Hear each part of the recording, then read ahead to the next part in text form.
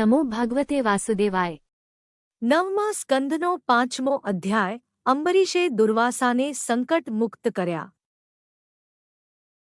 હે રાજન, આ પ્રમાણે ભગવાને આજ્ઞા આપી ત્યારે દુર્વાસા માન મૂકીને અંબરીશના ચરણમાં પડ્યા। ત્યારે અંબરીશ રાજાએ ચક્રની સ્તુતિ કરવા માંડી। હે ચક્ર, ભગવાને તને દુષ્ટનો નાશ કરવા મારી પાસે મૂક્યું છે। દુર્વાસા જેવા મહર્ષિઓનો નાશ કરવા નથી મૂક્યું, માટે અમારા કુળના અભ્યુદય માટે આ મુનિનું કલ્યાણ કર। એ મારી ઉપર તે દયા કરી ગણાશે।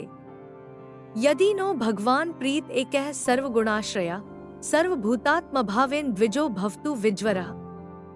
મેં સર્વ પ્રાણીઓમાં આત્મભાવના રાખી છે, તેનાથી ગુણસાગર ભગવાન શ્રીહરિ મારી ઉપર પ્રસન્ન હોય તો આ દુર્વાસા મુનિ દુઃખે રહિત થઈ જાઓ। તા રીતે સ્તુતિ કરી ત્યારે ચક્ર શાંત થઈ ગયું।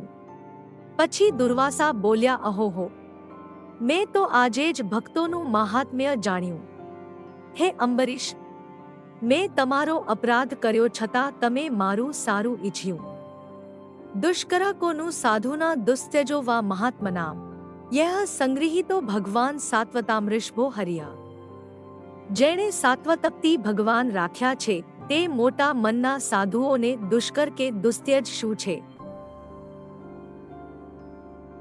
હે રાજન, તમે મારી ઉપર બહુ દયા કરી। અંબરીશ તો ભૂખ્યા જ બેઠા હતા અને મુનિની આવવાની રાહ જોતા હતા।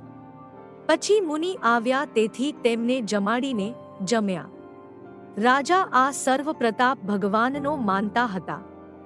અંતે અંબરીશ રાજાએ સર્વ ભોગોને નરક તુલ્ય માનીને રાજ્યપુત્રને આપ્યું અને ભગવાનમાં જ મન જોડીને વનમાં ગયા।